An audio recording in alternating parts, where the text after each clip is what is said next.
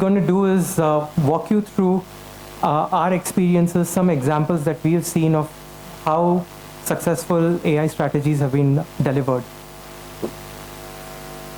Very quickly, a show of hands. AI models effectively, and how do you take it to production and finally give value? But if I were to just step back a little bit and think of how it actually all comes together, right, through a world-class strategy. And what you see here, by the way, has been put together after probably researching close to 2,000 plus companies. Some of them are Fortune 500 ones across the globe, as to how you build a world-class strategy, right? And someone was making a point, close to 90 to 95% of AI strategies actually fail. And a part of this is what it takes to win, right? Which is the 5%. And I'm actually going to start from here, which is the bottom part of this. One of the most critical elements is actually building the transformation roadmap or the transformation strategy itself, right?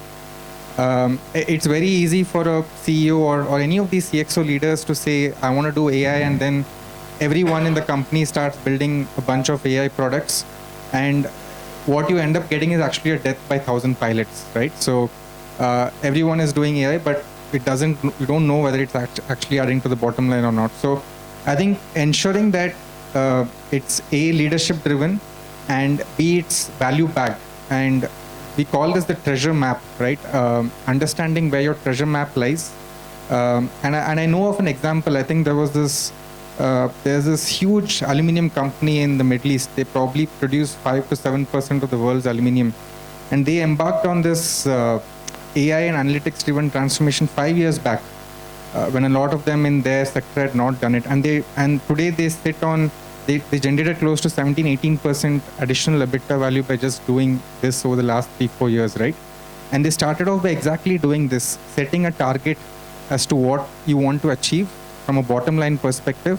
And the entire leadership was kind of galvanized, and then that trickled down to the teams, functions. The operating model was shifted to kind of go after that strategy, right? So getting that right, driven by a treasure map, is very critical.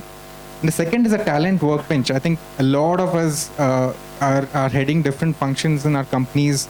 A lot of us, I'm sure, spend a lot of time on recruiting really well, and that's a key part of HR.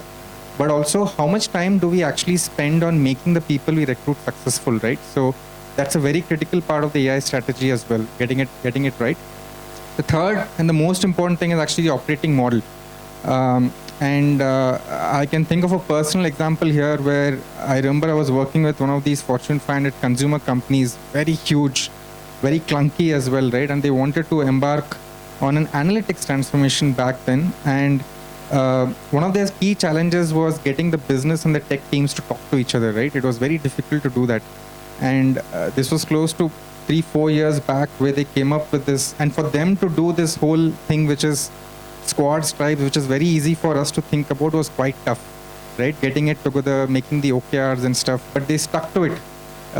And today you will see that company. I'm happy to talk about it offline, but they are one of the forerunners in terms of moving to that digital factory model where everyone actually works in a squad and tribe manner, including the business and tech folks. So that's one of the models which Sid also will talk about in terms of the choices you make on operating model.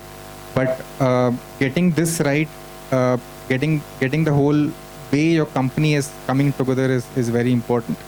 And the technology and the data, I'll take those two together. You can talk all you want about, getting the transformation roadmap, but I think AI doesn't work without the right data, right? I think some of the previous talks also mentioned that.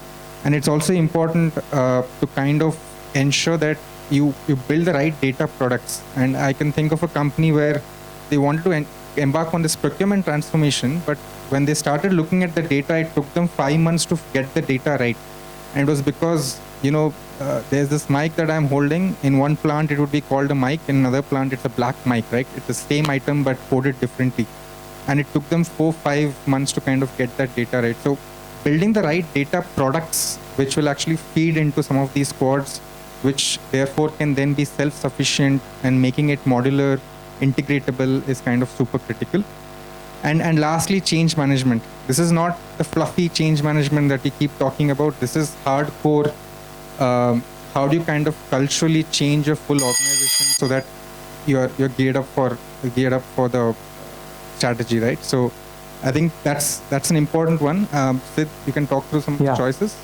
So one of the things that we were discussing is, as data and AI leaders, a lot of us go through a variety of choices of how we think about data and AI, what leads to a large impact in a transformation.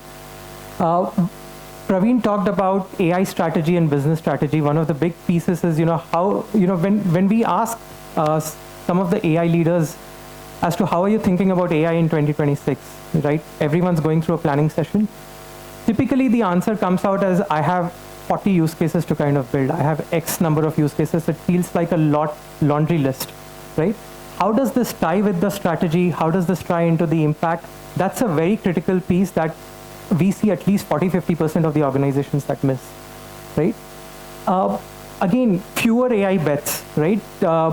We've seen that there is a lot more success when you focus on a few AI bets. I can take examples of a marketing function of a pharma company that we were working with. Instead of trying to solve the entire laundry list of use cases, we took specific processes and said this creates the most amount of impact, and started changing that. And so a fewer set of bets kind of made a lot significant impact within the organization. In fact, the other piece that all of us really talk about is a people change, a process change, and a technology intervention that leads to large-scale impact, right? But what we've seen is that more often than not, the energy is spent on the technology side. There is very, very little attention, probably 5 to 10%, maybe 20% attention given to people and process, where it should just be the reverse, right? And so that's where we are seeing that if you start re-engineering the processes, if you start focusing on re-engineering the jobs, there is a lot more significant shift than the incremental shift that you get when you're just looking at capability building as a specific problem. So the delta impact is probably going to be upwards of 20-30% in case, if you try and kind of transform the entire function. So, the other big piece to kind of really think about is, how to kind of think about your talent. How do you think about talent adjacencies? This is the other big piece where most organizations struggle, because while you can create the best of the models, while you can create best of the AI COEs, the consumers are not upskilled enough. And typical capability building is more around, let's do a session, let's do a roadshow, and kind of get done there. But how do you kind of upskill beyond that is essentially where organizations see a lot more value.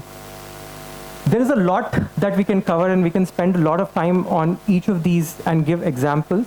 But this is a general framework of how we've thought about it. And so these choices will essentially shape how the organization will evolve and succeed in the next 2 to 3 years.